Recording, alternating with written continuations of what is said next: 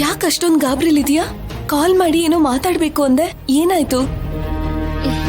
ದೇವಸ್ಥಾನದಲ್ಲಿ ನಾನು ಅನ್ಕೊಂಡಿರೋದಕ್ಕಿಂತ ದೊಡ್ಡ ಕುತಂತ್ರ ಏನೋ ನಡೀತಾ ಇದೆ ಅಲ್ಲಿ. ಏನ್ ಮಾತಾಡ್ತಾ ಇದೀಯ ರಾಜಿ?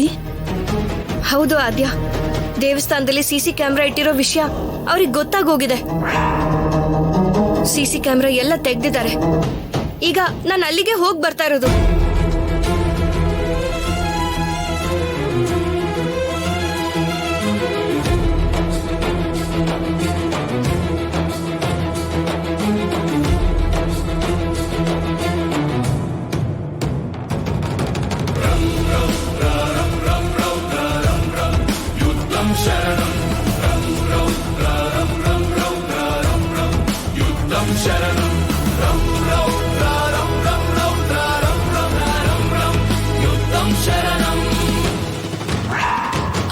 ಹಾವಾ?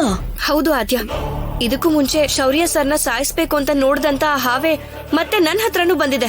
ಹಾವ್ನ ಬೆಂಕಿಲ್ ಸುಡೋದಂದ್ರೆ ಅಪರಾಧ ರಾಜಿ. ಇರಬಹುದು, ಆದ್ರೆ ಹಾವ್ಗಳನ್ನ ಹಿಪ್ನಟೈಸ್ ಮಾಡ್ಬೋದಾ?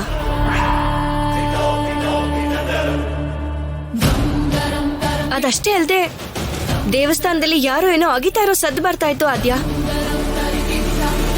ಖಂಡಿತ ಅಲ್ಲಿ ಏನೋ ನಡೀತಾನೆ ಇದೆ. ಅವ್ರ ಕೆಲ್ಸಕ್ಕೆ ಏನೋ ತೊಂದರೆ ಆಗ್ಬಾರ್ದು ಅಂತ ಇಲ್ದೇ ಇರುವಂತ ತೊಂದರೆಗಳನ್ನ ಸೃಷ್ಟಿ ಮಾಡಿ ಆ ದೇವಸ್ಥಾನದ ಬಾಗ್ಲನ್ನ ಕ್ಲೋಸ್ ಮಾಡಿಸಿದ್ದಾರೆ. ಅದನ್ನ ನಾನೀಗ ಮತ್ತೆ ಓಪನ್ ಮಾಡಿಸಿರೋದ್ರಿಂದಾಗಿ ನನ್ನ ಸಾಯಿಸೋದಕ್ಕೆ ಟ್ರೈ ಮಾಡ್ತಾ ಇದ್ದಾರೆ. ನಿನಗೇನು ಆಗಿಲ್ಲ ಅಲ್ವಾ? ನಂಗೇನೂ ಆಗಿಲ್ಲ. ಆ ದೇವ್ರ ನನ್ನ ಕಾಪಾಡಿದ್ದಾನೆ. ಅಷ್ಟಕ್ಕೂ ಯಾರವರು? ಅವ್ನ ನಂಬರ್ ಏನೋ ಸಿಕ್ತು, ಆದ್ರೆ ಆ ನಂಬರ್ ಇಂದ ಅವನನ್ನ ಕಂಡು ಹಿಡಿಯಕ್ ಆಗ್ತಾ ಇಲ್ಲ. ಇದ್ರ ಹಿಂದೆ ಇರೋದ್ ಯಾರು ಅಂತ ಗೊತ್ತಾಗ್ತಿಲ್ಲ ಆದ್ಯ.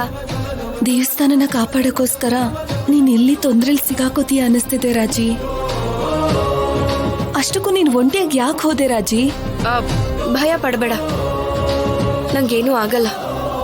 ಎಂತ ದುಷ್ಟಶಕ್ತಿಗಳೇ ಬಂದ್ರು ದೈವಶಕ್ತಿ ನನ್ನ ಕಾಪಾಡತ್ತೆ.